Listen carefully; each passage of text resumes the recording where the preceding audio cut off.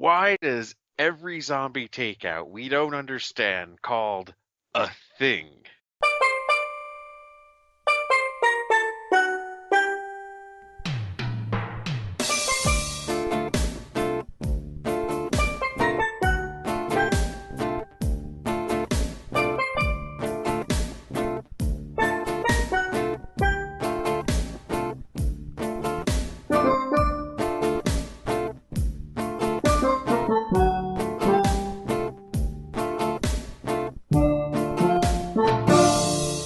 What's up? Welcome to episode 237 of Zombie Takeout, Zombie takeout. the B-movie and cult movie podcast. I'm Uncle John. And I'm Scotto. And without any further ado, let's just get straight to this week's movie. Requested by Roberto Suarez, and also, I'm sticking to it, part of your deal Damn it. with the Resident Evil movies. You wanted to do the Star Trek movies. And it is from 1979, Star Trek The Motion Picture. Of course, that brings us to the impromptu plot summary, sponsored by late 70s digital effects. All of the electric blue that you'll ever want to see. Now featuring all three shades. Your phone can make better special effects now. Mm-hmm. And also brought to you by vacuums. You get the idea. So we have Captain Kirk, who's been promoted to an admiral. Apparently no one else in the crew has been promoted to anything else, of course. Well, except Chekhov, who has been promoted to weapons officer. I would love to know if that's a Chekhov's gun reference. That's right. I hadn't even. Yeah, he was. He got promoted. That's right. He was only an ensign in the series. Yes, and he was the navigator. Now he's the weapons officer. What was his rank? I'm not sure what they gave him a rank of. But yeah, I checked everyone else. Spock was promoted eventually to first officer in the series. Right, he's first officer in the series. Sulu pretty much always stayed the same, as did Uhura. They give no ranks on IMDb. Yeah. The Asian guy and the African American woman never went up in the ranks at all. Right. Uhura was still where she has always been. Sulu's always where he's been. McCoy was out of the service. Oh, yeah. Interesting, though, that cast-wise, they had Ewan Rand back, and of course, Majel Barrett. Yeah. Roddenberry was in there because she's up for all the Star Trek. Well, I don't know if she was Roddenberry at the time, at least not in the credits. No, probably not back then. She didn't become Roddenberry, I think, for a few more years. Okay. But yeah, she'd been promoted to doctor herself. And I'm not sure what Rand was exactly, but she was, of course, more than just a human. But yeah, it was cool to bring the same actresses back. I think if something like this were done now, they wouldn't have had that much attention to detail to even bring back bit players like that. So anyway, the plot for this. There is this big cloud that has a ship inside of it that can pretty much destroy anything. It's incredibly powerful, and apparently Earth's defenses... Well, we don't know about the ship at first. It's just this cloud, and it's this electrical beam. Just summing it up. We're not going to get to the reveal or anything like that. Oh, yeah. But anyway, apparently Earth's defenses absolutely suck during this time period because the Enterprise is the only thing protecting it. And it's got a new crew, but fuck them, because Kirk wants to go back into space. So Kirk takes over. He gets his old friends back. Well, they transport poor Bones in, and even though someone had just died on the fucking after a transporter accident. Was that the first time they showed a transporter accident? I think the original series had some crazy shit going on with transporters. I don't remember any, but okay. That probably was the framework of an episode. Yeah, they had accidents where they lost Kirk in one episode. They kill anybody with the transporters, though. Ooh, probably. Okay, I don't remember, but right.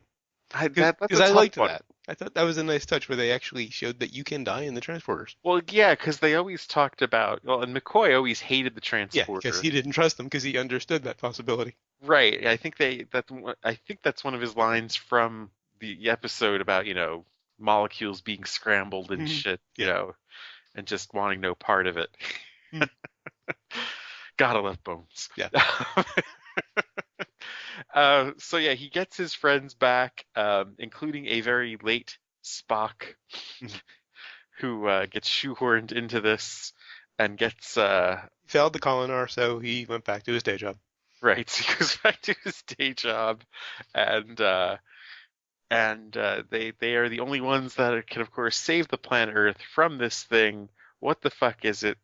It and you know, the one thing with this movie is that it really does not hold up to repeated viewings.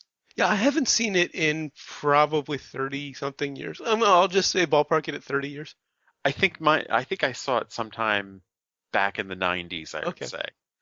And yeah, once you know what V'ger is, it is so annoying to watch this again and watch them going, what could this possibly be for fucking 2 hours and 10 minutes? Although there is an advantage to knowing what you're in for as well. We'll get to that when the plot summary is done. But anyway, so yes, they meet V'ger, Mhm. who is, of course, the intelligence behind this, who's just looking for his creator, and you can really say hilarity ensues. Now, like I said, I haven't seen it in probably 30 years. It was sometime in the early mid 80s on video and hated it at the time, understandably, because I was in my teens, 10 to 13, somewhere in there when I saw it, and hated the movie because it is very slowly paced. Oh, good God. But if you know it's slowly paced, it actually helps the movie if you're ready for that. Because I went into this with abysmal expectations because I hated it last time, and I actually kind of enjoyed it. That is surprising because this was a root canal of a movie. I knew it was going to be slow, so I just, bared down and was ready for the slowness and just enjoyed the glacial progression. There's slowness, and I remember marveling at how long it took them just to get onto the fucking Enterprise, I which have that in wasn't my that bad. notes. 20 minutes to actually board it, 20 minutes to board it, and then 45 another, to actually launch it. right. I mean, I think it was only 15, another 15 to launch it, so it was It was 35 about minutes. 45. I checked. I Was looked it? at the time. Okay. Yeah. Oh, wow. So yeah, 45 minutes just to get off the ground, essentially, so to speak. But they set up a nice I don't want to say ticking clock, but a nice question about whether or not it would fly. Because they'd kind of had to speed up the repairs and the retrofitting on it, and there was some question about the warp drive, and so of course they had to tease those answers for a bit. And none of it made any sense, really, you know? I mean, okay, so that is the only ship eh, Mhm. for defending of Earth, Oh yeah, that was and a yet it nice wasn't, big, among many others, a nice big Deus Ex Machina. and they weren't sure about it flying. So in other words, So if the if Enterprise didn't work, we were screwed. right, if there was some alien that had this intelligence that Earth is pretty much left defenseless, Mhm. that was the perfect time to attack because we had our thumbs up our asses. Mhm. And Mr. V'ger, of course, came back at the right moment. Mhm. Now, I noticed something interesting when we first started talking about this movie. Not just now, but it occurred to me a while ago. Now, I generally don't consider myself a Star Trek fan, but I've seen every movie. I've seen at least a season of all of the series, and I'm not a Star Trek fan. I think it's kind of a geek culture thing where it's one of those touchstones that you have to be familiar with it. Yeah, Because I know people who aren't Star Wars fans who've seen all the Star Wars movies, even though they're not fans. Same thing with Doctor Who. It just kind of amused me that the fact that I bailed on DS9 after a season and Enterprise after a season is the only kind of those are the only missing pieces in my Star Trek you history. got to pick up DS9 later. Yeah, I will go back to that. Actually, after seeing this, I think I want to revisit the original series. This would have been much better suited, of course, as Yeah, a TV they show. had to protract it quite a bit because there's about enough for an episode of the series in here. Right. Actually, I think they were talking about a 2 hour like TV movie. Okay, so about an hour and a half. They would have protracted it for Exactly. a half hour about then, a little over, about 40 minutes, about the time it took them to get, to get the Enterprise launched. But I mean, you know what? They could have stretched out. They could have still had those questions in there. I think they shouldn't have. I think the Enterprise should have just been ready and they just fucking go. It was a nice bit of tension. They definitely could have shortened it. And then if you look at every other movie after this, it's almost the same thing over and over again. Okay, Where it's the been a while for me. I saw Khan, I think summer before last when Into Darkness came out, but I haven't seen any of the others since where they were the in theaters. Enterprise isn't ready to quite go because they want to update the look of the Enterprise. Oh God. So it's another Enterprise, and it's like, oh, I don't know, this thing is quite put together. And yeah, they do the same thing for almost every movie, with the exception of the Voyage Home, because they're in a Klingon Right. warship Because they they destroyed the stole. Enterprise. Yes. I also noticed that in the early movies, at least the first two, they really like to make or not Kirk, Spock heroic. Oh yeah. Oh, and Obviously he all of them. sacrifices himself in Khan, and he goes out on the jetpack in this one. I don't remember Yeah. it in the others. He does the jetpack thing also in 5. Oh, okay. Only they're just fucking around, which is the beauty of 5. They're fucking around. Is that the one where they see God, or is that 6? That's 5, yeah. That's 5. That'll be interesting to revisit because I absolutely hated that one back in the day. Now, did you watch this on Netflix? Yes. Did the black screen at the beginning for about a minute and a half freak you out? It had me wondering, yeah. Yeah. Because it's a I, black screen with music. It felt like I was in a movie theater. The thing they do right before the movie starts. I guess that was more old school, where they usually don't include that in, Yeah. but they did here. Uh, back to the pacing of it though. The problem isn't just all of well, the unnecessary material that they threw in, like the Klingons encounter with V'ger, and Well, you need that initial hit to see what the villain is. You got to start with the body. but I mean, aside from all that though, Yeah. the pacing, a lot of time is taken by just panning through very terrible CGI. Yeah, yeah. And when I say terrible, I think it was terrible for the time period. If you look at Yeah, what Lucas was absolutely. doing. Um, the black hole was only like it was the same year as this actually. Yes, yes, Um, it was. um, the thing was a couple years after. Tron was a couple years after, and we won't get into Lucas because Lucas was cutting edge at the time. That's true. Nobody could come in near Lucas then. Yeah, that's really not a fair comparison. But when In Tron fact, who could come near and Lucas now if you think about it, since he did, yeah, Avatar and everything. mhm.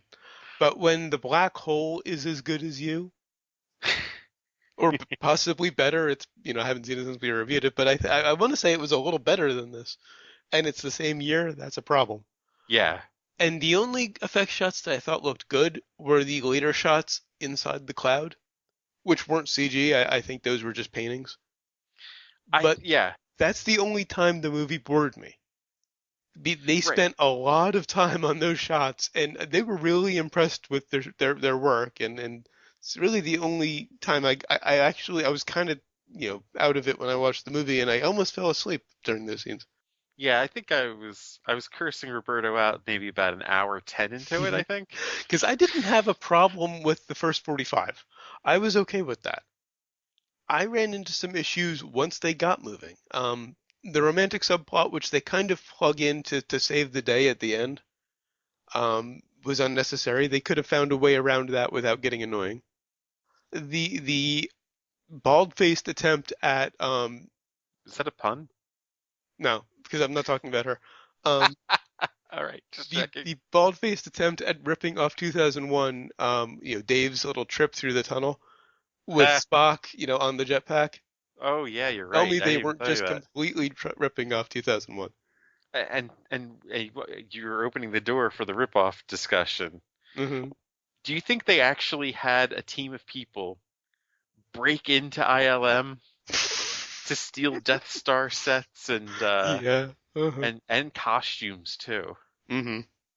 Because I mean, the Enterprise looked like the fucking Death Star in a lot of shots Yeah. interior wise. And I was reading that Star Wars is actually the thing that convinced them to make the movie.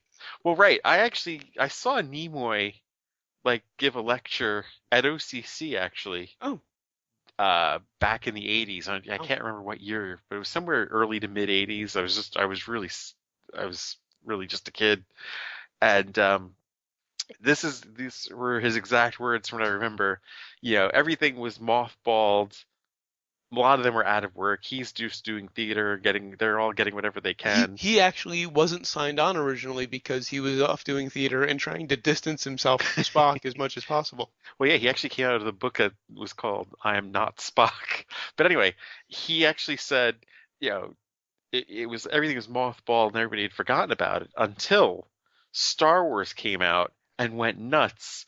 And the exact words he used were "Star, hey." The executive said, "Star, we have one of those." Actually, when it was canceled in '69, Roddenberry pushed the studio to try to get a movie made to send it off.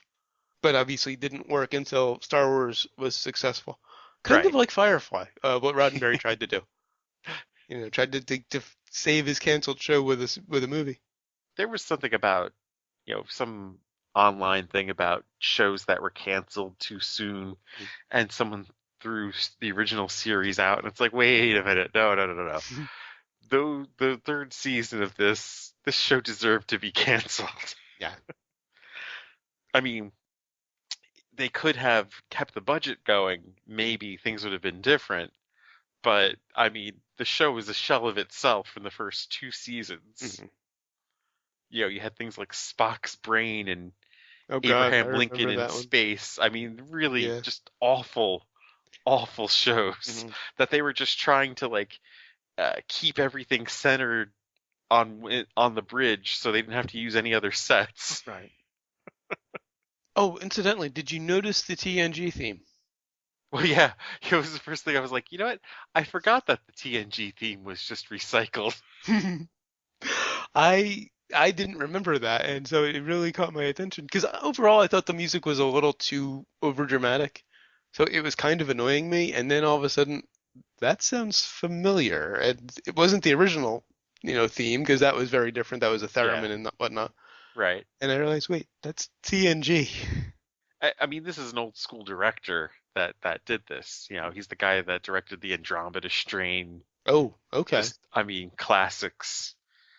And I saw a little trivia that his wife was the person that talked him into doing this. It's one of his last movies, actually. He came Okay. back and did like some TV movie decades later, and some other movie after this, but this was one of his last. And she also convinced Nimoy to come in. Nice, nice. So his wife was a huge role in getting this on Mhm. the ground. Because if Nimoy, as brief as he was in this movie would have been really, really terrible. Mhm. Like this could have easily been a no-brain movie without Nimoy in it. Mm. It would have been considerably lower for me, yeah. Yes. Oh, definitely. And Nimoy absolutely helped it. Speaking of the director, Robert Wise, um, the film came together only days before the premiere, and Wise took it to DC for the premiere. He said that he's always felt that the theatrical version was a rough cut of the film he wanted to make. Interesting. Wait a minute. A There was rough cut. more? He would have put more in it. I mean, I hope that means he would have taken out some of there Yeah. was no need to make this over 2 hours. No. Like, they could have shaved 20 minutes off this and no one would have noticed a Well, difference. like you said, it was intended to be initially a TV movie, and so they would have had to shave about 40 minutes, 50 minutes off of it. I mean, honestly, you can shave an hour off this and still, I mean, Mhm. still tell the story, Oh, yeah, and easily. probably a better story than what they told. Mhm. And you don't need Persis Kambata and Stephen Collins either. Oh my God. He was like the Luke Skywalker, Yeah, stand-in. yes, exactly. And much like Jeffrey Jones, we won't get into his other issues. But I did find it interesting that in the credits, he was credited last because it was one of his, first big roles, Yeah. but it said starring Stephen Collins. Yeah, you know what I saw, and I had no idea until tonight that they were originally planning to bring the series back. Hmm. And this was supposed to have been the pilot. Apparently, Persis Kambata had a role in the series. It was called Star Trek Phase 2. Um, and her uniform in this one picture I saw was a nice tease to the TNG uniforms because it was gold and had kind of the slanted insignia. But Stephen Collins was brought on, and originally, of course, he did not, well, spoiler, he did not join the Yeah, ether or whatever the hell happened to him in the end of this. yeah. Um, he was supposed to be like a new cast member in case Shatner Ah, got tired of this and left, wanted to right. leave, Mm-hmm. so he could be the new captain. Mm-hmm. So think about that if you want to talk about your alternate history. What if Stephen Collins was the second Enterprise captain? Well, I guess he is the second Enterprise He captain. Or technically is. But third. Wait a if minute. he'd had a Third. We forgot about Pike. like, yeah. If he'd had a longer run though, Yeah. um, might have spared us seventh heaven. Yes. But also, I mean, there's just so much Star Wars. And funny thing with the costumes I saw, the cast hated Oh yeah, yeah. these One of the uniforms. stipulations for coming back for Khan was new costumes. And really, what is the deal? There's there's no happy medium. Either they're like this where they're practically dressed in plain, you know, colorless outfits, Mhm. or they're dressed like fucking bellhops. Oh, also those things on the front of the uniforms that look like big buckles, they were actually supposed to be tricorders that sent their vitals to the ship at all times, or regular intervals. Yeah, that never actually came into play. They never reference it, but I read it on Wikipedia. Oh, and I just gotta nitpick something real fast. Oh, I researched this one. I'm accurate on it. you could use a bulldozer to Well, nitpick on well, this. but there's only one thing specific because Okay, okay. I mean I'm not gonna get into the becoming the ether or whatever the fuck V'ger did, because well it disintegrated other things and that's fine. They just disappear. Right. Okay. Aaliyah and Decker become part of V'ger. I'm not even gonna get into that. Yes. But What the they fuck? say initially that the cloud is 82 AUs, astronomical units. Okay. An astronomical unit is roughly the distance from the Earth to the Sun. Wow. It did not appear that large when it got up to Earth. Theoretically, if it was 82, it could have encompassed the entire solar system. In the director's cut, they redub it to over 2 miles or AUs, which That's still is ginormous. more reasonable, except for the line at the end where it's apparently in Earth's orbit. If it's twice the distance from the Earth to the Sun, how can it be orbiting Earth? Without hitting the sun. Yeah. Oh boy. Although there was one line that I absolutely loved when Aaliyah comes on board and she says to Kirk, "You haven't forgotten about my oath of celibacy." Yeah, I Completely wondered. just taking a direct shot at Kirk's tendency to sleep with the alien. I was wondering what that was directed at, and you're right. That is exactly what it is. Because I mean, they even referenced that, and they obviously made a big joke about that in the Abrams version, where he's literally in bed with the green woman. Oh, they make a joke about that in I think it's Undiscovered Country, Oh, okay. where McCoy turns to him and just says, "What is it with you?" But yeah, that was the first shot across the bow at that whole tendency is that her basically saying, "Yeah, you're not sleeping with me." And also with the costumes, Hmm. what was the deal with with Spock's first outfit? Kind of liked it. It was very 80s, kind of the big scarf look, you know. With my notes, I said, Spock was at a Red Fair? Because Yeah, that's what they were really going for, probably. that's what it looked like. Was he doing some Shakespeare play? And they just said, hey, just wear that. Apparently, it's traditional Vulcan wear, because that's where we first see him is on Vulcan, trying for the It does Kolinar. not look like that. None of the costuming in this is, to borrow a word you're fond of, Mhm. none of the costume in this is canon No, no. because Um, it's never used again. One that None of got it. me though was in the beginning of that little like listening station or whatever it was. They have robes with insignias on them, Which like one? straight up 70s. Right after the Klingon ship is destroyed, they show this little satellite listening station, Oh. and they're in these very 70s robes. Like I've seen Rush in the early days dressed in very similar costumes. But yeah, the Vulcans in every other movie after this, and even Next Generation and other series, they've always worn, the robes until they get to Enterprise, where they've got what's her name in like the skin tight. Right, right. Oh, interesting bit of trivia. The Klingon words spoken by the Klingon captain were actually invented by James Doohan, Scotty. Why would he? Why would he be doing that? He also devised the Vulcan words heard during the Kolinar sequence.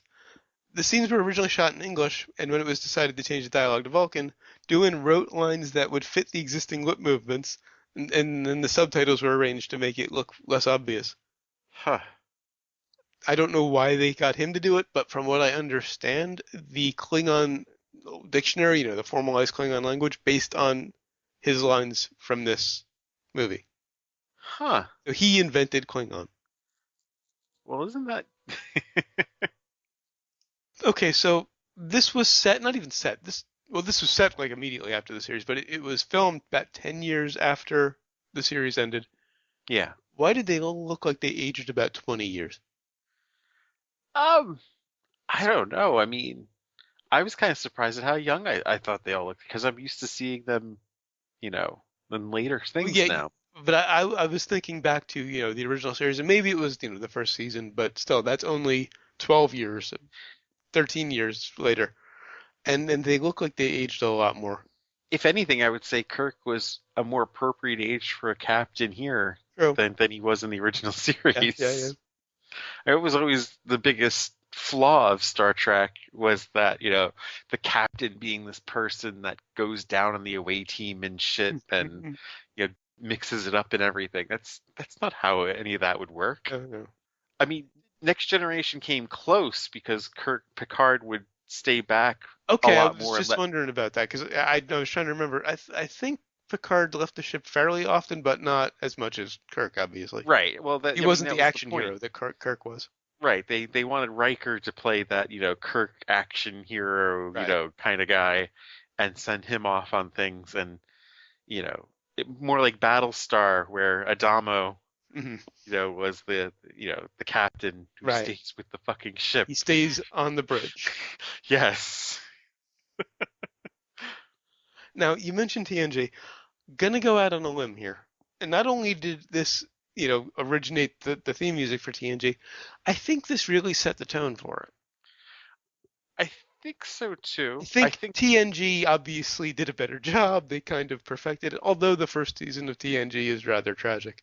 well, they had like 7 years between the two. Yeah, and the first season of TNG is pretty bad. But, Yeah.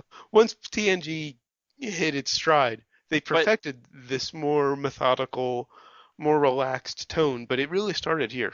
honestly, though, that first season of TNG, who gave a fuck? Yeah. We just were Wanted so glad Star to Trek, yeah. have Star Trek back Yeah. on TV after all these years.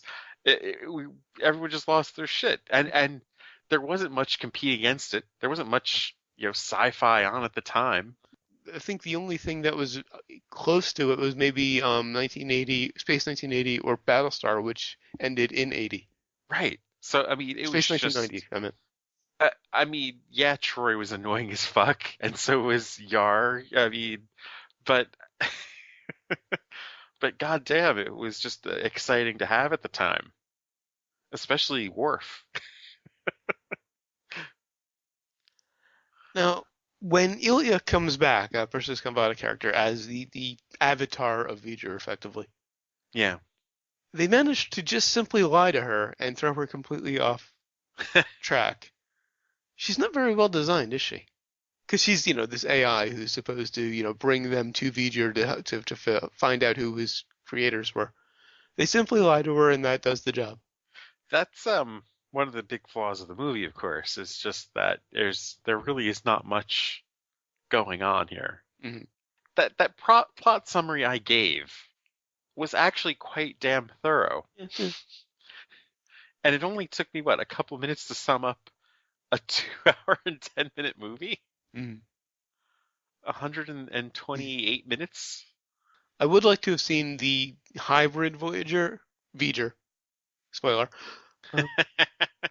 Now, if you watch it for your first time, you're going to be annoyed too. The movie's only, what, 35 years old if you don't know That's that true. by now. Well, you know what? I think there's people that have attempted to see this but have fallen asleep. That's a good point, good point. Yeah, But as I was saying, I would like to have seen the hybrid V'ger come back later, maybe on TNG. that would have been good. Oh my God. In fact, why don't they do another movie about it? Well, it's a different universe now, Yeah. which could be interesting just to see Abrams or whoever's directing it spin on V'ger. Well, hopefully Redeem this one. I'm hoping the Abrams universe is done soon and they can just get back to regular Roddenberry universe. I don't see that happening. I don't think he's gonna. I think he's coming back for the fourth one after Star Wars. There's going to be a fourth one? Well, yeah, because he's done two. Three has another director. I think he said he's going back for the next one. Really? I thought they were going to end it after 3. Yeah. Just make it a trilogy. I think I'm almost positive he said he's coming back for 4. And Well, those movies have been very successful, so I doubt they'll be changing universes anytime soon. I think there's going to be a TV series. I think, actually, from what I remember hearing, was that the rights actually will change hands Well, I'm done with my notes. in about a year, I think. Maybe we can. How about switching to sequels and remakes for this? Sure. Yeah, I think we kind of have already. First, just to sum it all up, 11 movie sequels, 5 with the original cast, 4 with the TNG cast, 2 in the rebooted universe, 4 more TV series, and then there's a lot of fan-made stuff, obviously. Comics, cartoons. There's a fan-made series called Star Trek Continues. I have heard about that, yeah. Best I haven't known, seen most it yet. respected. It's set in the original universe, Kirk, Spock, it's all of them. In the original Star Trek universe. It's got to be officially sanctioned if they're doing that. It's had I quite a don't few know. celebrity guests, including Marina Sirtis and Michael Dorn.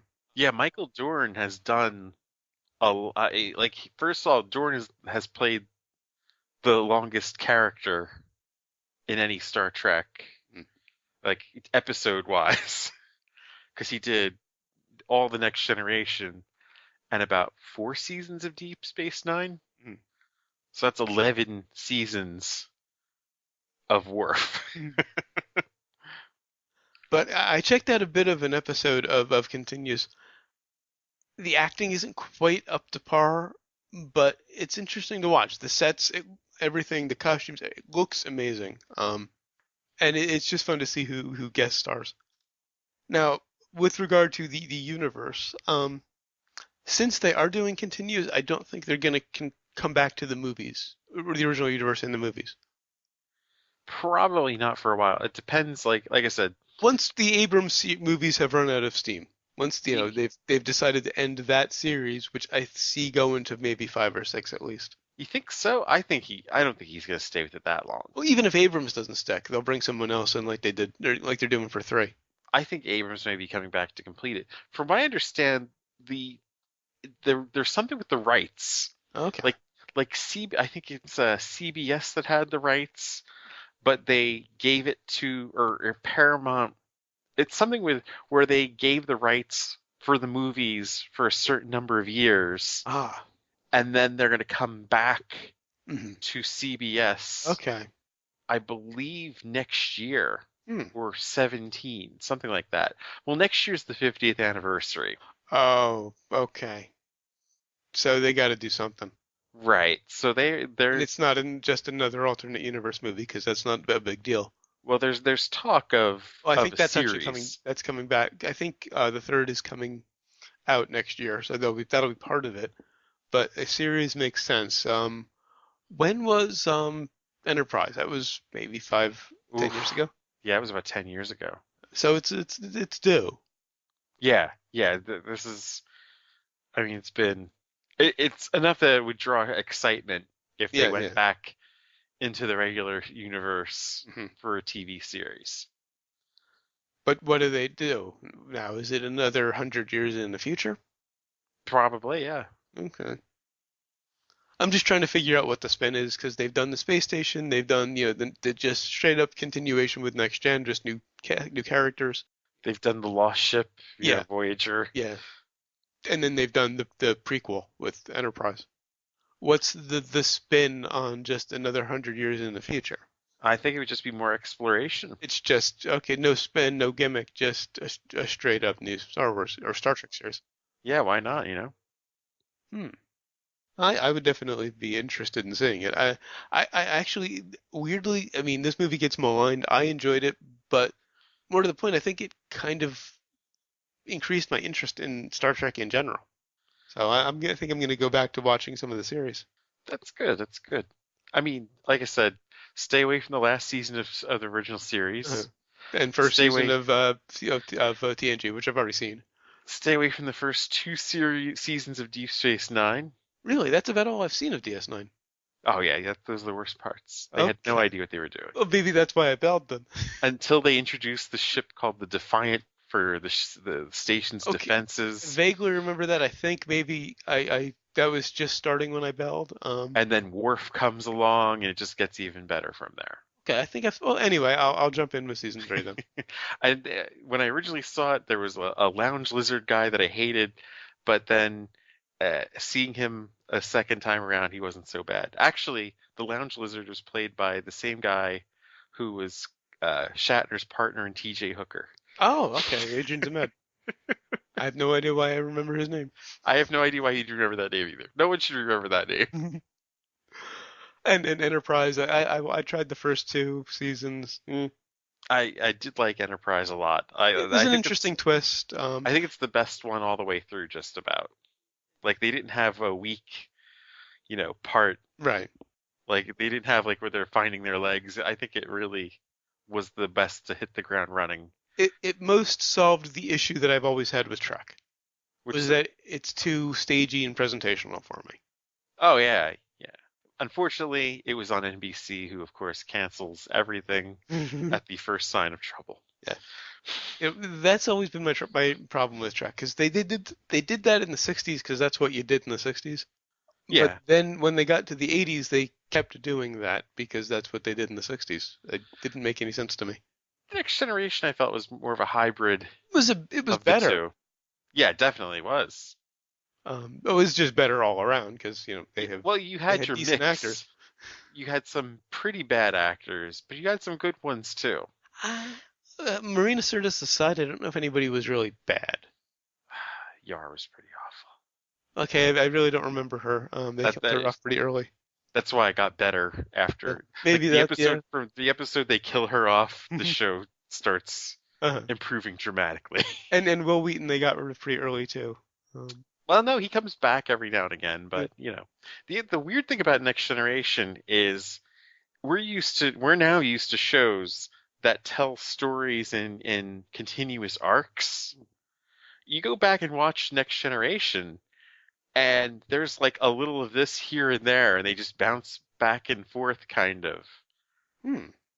Like you have to watch all the episodes to like get the Yeah, yeah. arcs Well, the because whole they don't thing was continue on based one story. on Q. The whole series was almost an arc about the continuum and how they were testing them. That's where Well, it true, started. That's where it ended. that was they use that as the beginning end pieces, but each character has their story. Yeah, yeah. True. And honestly, I would love to see them release a DVD collection using for each character. Yeah. Like we kind of tried to do this on Netflix of just watching Worf's story Hmm. and just for his family dishonoring him and then going into becoming the High Counselor and all that, or Then you with have his to work with the High Council. bleed that into DS9 because the whole thing with Dax and all of Well, that. right, and they And do. his son. But did his son come along on Star Trek on Yes. TNG? Okay, it wasn't a DS9 thing. Well, his son comes back in Deep Space Nine too, I Okay. believe. Yeah, That might have been after I bailed, but I but do he's remember him older. on the first series or on the TNG. But yeah, his story has a very like definite, you know, arc. Like he's involved with the High Counselor and everything. It's very strange the way they did it, but it was nice. All right, On the I, brains. I think we're onto brains. Well, I still don't have it in my notes. I left it blank. Really? Because like I said, I enjoyed it. Yes, it was. It certainly has its flaws. The scene where Ilya gets attacked by V'ger when she gets electrocuted was downright comical. Of course. The music is over the top. But I overall enjoyed it. I don't think I'm quite up to recommending it though. Go 3.5. Yeah, I was gonna say only if you have people you want to like piss off would you recommend this to. Um,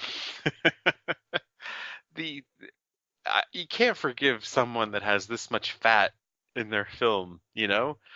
You remember like the director of Mother's Milk saying that, this is unnecessary and Yeah, he was upset that we were suggesting scenes that should have been cut, which I can right. understand. Now, but here I'm going to be a butcher Yeah, yeah. because there's just way too much and it doesn't even do anything to advance the plot. It was just them being impressed with effects and having toys Oh, to play with. those shots of the inside the cloud were, oh God. Like I said, I almost fell asleep. There's like 15 minutes of this movie of just panning through different Mhm. effects. That's not an exaggeration either. I mean, you when you take where they go into V'ger, into the cloud. And those weren't Um, even digital effects, because those were just matte paintings, I think. Because well, right, if it was CGI stuff, I could understand that because it was the late 70s and it was the beginning of that stuff, and I can understand being impressed with it. They were impressed with their matte paintings. right. And so it had a very Hawk the Slayer feel, actually. Yes, yes. Um, but I mean, when you have all that and you have unnecessary things in the beginning, like the Vulcan that was supposed to be there and Kirk needing a Vulcan with him and all that, uh, it's just unforgivable. So some of this is going to be nostalgia. Mhm. It was nice to see Bones and McCoy, of course. I mean, Bones and Spock, but there just wasn't enough of them and too much of the inserted characters. So I'm going two brains. The exact reverse of last week. Yeah, I guess it is, isn't it? And so what have we learned? Just because you can stretch 45-minute TV episode into a 2-hour movie doesn't mean you should. And from the makeup job they did on Shatner in this movie, I learned that he could have been a passable Frankenfurter. The- Some of the uniforms I thought were very reminiscent of the Love Boat. Yes, yes. Oh God, this is impossible now unless somebody can do a damn good impersonation. But now I want to see the Love Boat mashed up with Star Trek. Captain Steubing on the Enterprise. Yeah, I think it was a Bobcat Goldthwait joke with the Next Generation and Okay. Picard Yeah, yeah. looking like Captain Right. Stupid. All right. So until next time, well, for reasons we will get into, we unfortunately have to review The Notebook. I don't get this. Why do we have to review the Notebook? We just do. We will explain. And it has to be next week? I mean, Yeah, because we're in the middle of this tribute to Leonard we're Nimoy. gonna have to interrupt it. Our hands are tied on this one. Fuck. Until then, go to zombietakeout.com, check out the album art, the episode description, of course, the episode itself, which you're already listening to. Links to find us on Facebook, Twitter, Google+, and YouTube. Links to subscribe via RSS and iTunes. Please leave us a rating and a review on iTunes. We'd really appreciate it. And also, if you enjoy the show, tell somebody about it. Give us a little word of mouth. Of course, we appreciate all of the listeners we have, but more would be better. You'll also find the movie list, every movie we've reviewed so far, and every movie we're going to review. The request form. If you've got a movie you'd like to hear us review, please leave it on the request form. Again, I want to mention that this was a request by Roberto Suarez. Any parting words? I guess it could have been worse. It could have been the Star Wars Holiday Special. Oh, yeah. And of course, the recommendations list. I was very close to recommending this, I gotta say, but you I talked could me not down a recommend. little. Even if you're like, the only way you really have to see this is if you were a Star Trek fan and just Be a wanted to, completist, yeah. yeah. Much like I said last week, if you're a hardcore Buffy fan and want to be a completist, watch the movie. But even if you're just watching the movie series, you can so get away without seeing Oh, this yeah, and just yeah, start with two yeah. and go into This doesn't six. affect anything later, I don't think. I don't think it does. It's not canon, if you will. Well, we'll find out when we do Wrath of Khan. I don't remember it having any relation to it. Yeah. You can also email us, zombieticket@gmail.com, or leave us a voicemail at 414-368-CTO1, or for the alpha numerically challenged, You can go fuck yourself. 414-368-9861. Always remember that you'll always be calling from the middle of Milwaukee, and until next time, always remember, never forget, wherever you go in life, there you There are. you are. What part of vacuum do they not understand? This is how I define unwarranted.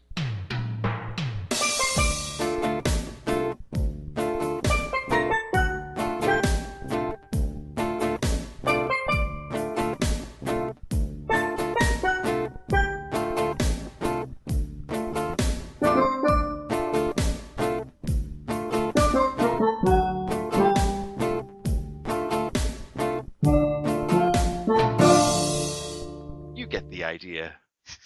Well, I was just like dying, trying not to laugh. well, you'd have been right at home in outer space in this movie, huh? Oh yeah.